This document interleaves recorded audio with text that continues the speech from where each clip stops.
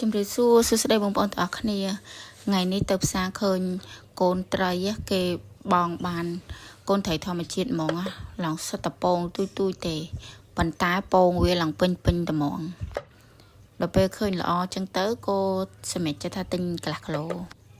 ដល់ពេលឃើញល្អពេកក៏ទិញកន្លះគីឡូមកដើម្បីយកមកធ្វើប្រឡាក់ចៀនអញ្ចឹងណាបងប្អូនត្រីធម្មជាតិយើងទូចមែនមិនដែលវាឆ្ងាញ់ហ្មងវាយើងចៀនវាទៅវាឆ្អឹងវាអីឡើងស្រួយទាំងអស់ហ្មង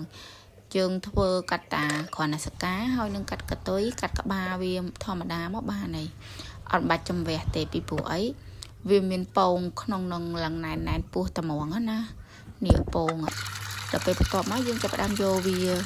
ទៅលាងទឹកមក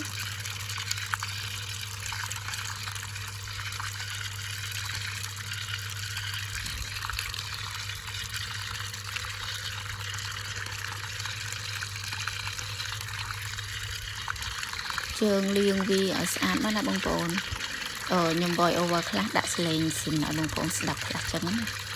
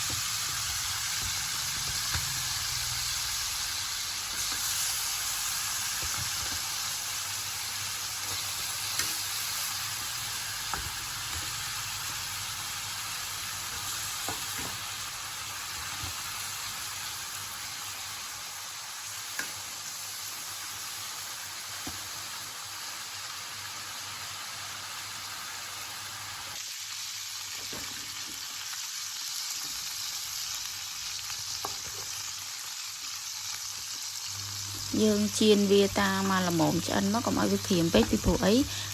ត្រីហ្នឹងតាក្រៀមពេកក៏ញ៉ាំអត់ឆ្ងាញ់ដែរអញ្ចឹងតាមមកល្មមដែលយើងគិតថាមកឆ្អិនទៅញ៉ាំជាមួយនឹងបាយក្តៅឆ្ងាញ់ណាស់បងប្អូនអើយ